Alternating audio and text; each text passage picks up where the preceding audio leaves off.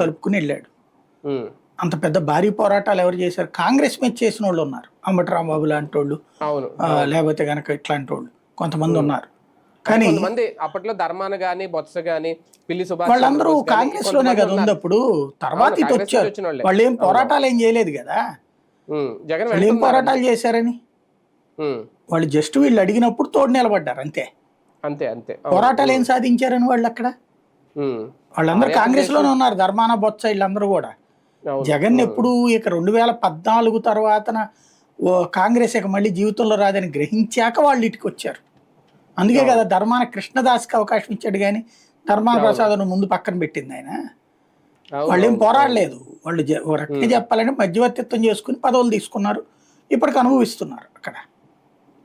ఆ తరహా వేరు.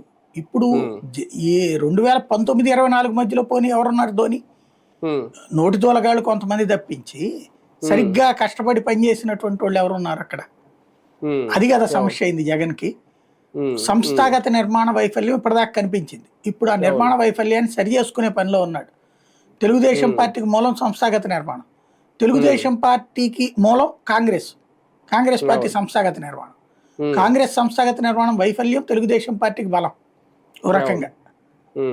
తెలంగాణలో మళ్ళీ సంస్థాగత నిర్మాణం వైపు ట్రై చేస్తున్నాడు రేవంత్ రెడ్డి, ఇంకా వర్కౌట్ కాల.